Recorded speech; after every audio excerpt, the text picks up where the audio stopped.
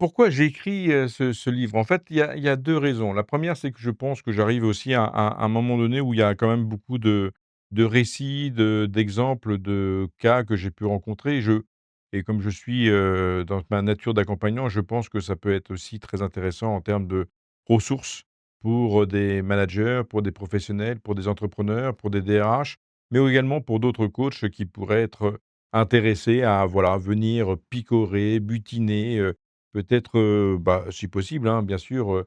utiliser ce que j'ai pu dire dans ce livre. La deuxième raison, c'est aussi parce que je pense qu'il y avait, un exercice un peu, à la fois de pédagogie, mais aussi un exercice, intellectuel et humain de ma part qui était,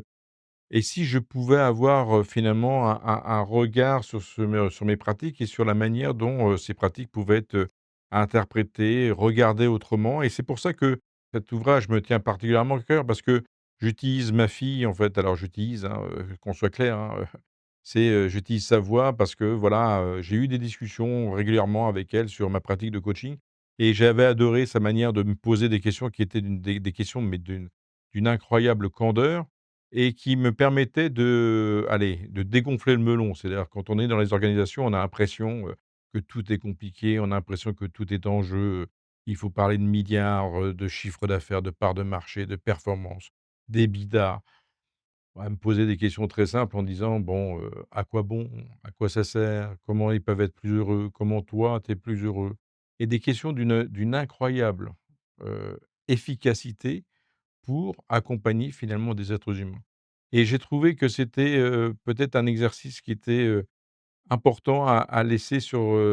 voilà, à travers un écrit et j'ai trouvé à travers cette relation et cet échange un peu aussi comme une logique, de philosophe, hein, avec la maïotique, avec, cette idée que l'on peut construire finalement, des nouveaux regards, qu'à partir du moment où il y a un échange, il y a une discussion, il y a une conversation et que chacun apporte à l'autre et avec bien sûr, cette infinie, tendresse que j'ai pour ma fille, mais aussi avec cette idée que, à travers cette voie, il y avait cette idée de dire: «Bon,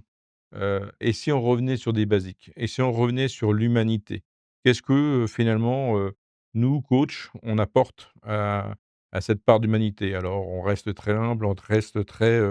éloigné évidemment, hein, on sauve pas des vies. On est là simplement pour accompagner et permettre à des gens peut-être, voilà, d'être dans l'empowerment, c'est-à-dire de s'outiller, de pouvoir, peut-être mieux s'armer, de trouver finalement en eux des moyens de survivre, des moyens de dépasser ce qu'ils sont et peut-être affronter un peu le monde qui est aujourd'hui, un monde de changement permanent, dans lequel il y a le chaos, dans lequel on peut se perdre assez facilement, dans lequel, je pense, beaucoup de gens sont en train de se questionner sur finalement,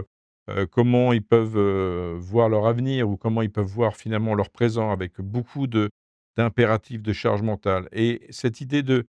mettre un peu cette relation que j'ai, entre père et fille aussi à l'intérieur de ce livre, bah, c'est à la fois de montrer que par le questionnement, l'écoute et ben, ça peut se faire sur des sphères, privées, ça peut se faire, aussi dans des sphères professionnelles, dans des sphères aussi associatives et finalement, ça nous appartient qu'à nous, de pouvoir se dire: «Ben, j'ai envie de changer» et dans cette envie de changer, alors oui, j'ai peut-être besoin d'être accompagné. Alors accompagné, peut-être par un proche qui va avoir une certaine capacité, je dirais d'accompagnement parce qu'il vous connaît, mais surtout aussi et c'est un peu, le pourquoi je veux militer, mais avec l'idée que en tant que coach et un coach qui, est certifié, qui a vraiment, la capacité à pouvoir, maîtriser sa pratique, va pouvoir véritablement accompagner, les gens, à trouver, leurs propres ressources et à dépasser leurs propres limites. Non pas pour être plus performant, mais pour être peut-être plus robuste dans le monde tel qu'il est, pour être plus aligné et finalement, c'est peut-être une volonté de ma part de vouloir être un peu plus, dans cette preuve d'humanité. Alors oui, je sauve pas des gens, mais j'aimerais bien que peut-être accompagner des gens qui, eux, sauveront des gens et ça, c'est quelque chose qui, à ma juste, et humble, posture, ben, j'y crois un petit peu et donc j'essaye aussi d'être dans cette, allez, c'est ce qu'on appelle en anglais de legacy, c'est-à-dire cette, logique de transmission auprès, de nouvelles générations.